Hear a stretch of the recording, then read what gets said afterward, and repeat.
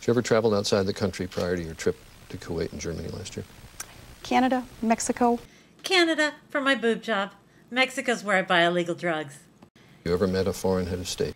Canada, Mexico, and after 3 margaritas at Papa's and beer, you know, you feel like a head of state. Oh, yeah. I have not met a foreign head of state, but I have met Hannah Montana. Or is she Miley Cyrus? You never really know. You don't know. She puts on that wig. You can't tell. Is she Hannah? Is she Miley? That is so neato. I have not, and I think if you go back in history and if you ask that question of many vice presidents, they may have the same answer that I just gave you. And she knows history. She took the beginning course at every one of her 6 colleges. Do you agree with the Bush doctrine? In what respect, Charlie? The Bush, well, what do you interpret it to be? That's the one where you fill important government positions with your incompetent friends. His worldview?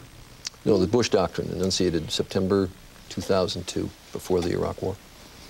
Did you say Bush because I'm a woman? Because I find that really offensive. The Bush doctrine, as I understand it, is that we have the right of anticipatory self-defense, that we have the right to a preemptive strike against any other country that we think is going to attack us.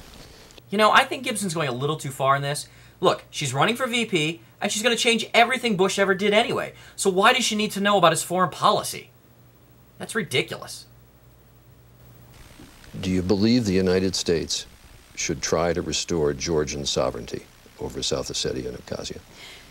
First off, we're going to continue good relations with Saakashvili there. I was able to speak with him the other day. Oh, come on. She looked at her hand. She's using crib notes. As a matter of fact, I just talked to Saakashvili the other day. As John McCain's running mate, that we will be committed to Georgia. Committed to Georgia? What does that even mean? Like, we won't see any other countries on the side, you know? No booty calls from Kurdistan at 3 a.m.? If Israel decided it felt threatened. When did Charlie Gibson become Henry Kissinger? You know what I mean? If Israel become threatened, what would you do then? Well, first, we are friends of Israel. Isn't that where they make Jewish people? And I don't think that we should second-guess the measures that Israel has to take. So if we wouldn't second-guess it and they decided they needed to do it because Iran was an existential threat? Existential? Oh, looks like somebody bought the Stump the VP nominee word of the day calendar, huh? I don't think we can second-guess what Israel has to do to secure its nation. So if it felt necessary, if it felt the need, we cannot second-guess the steps that Israel has to take to defend itself. We cannot second-guess what Israel has to do to secure its nation. We cannot second-guess what Israel has to do to secure its nation. So I guess what she's saying is that we should never second-guess our friends, even if they do want to get strippers at 3 in the morning.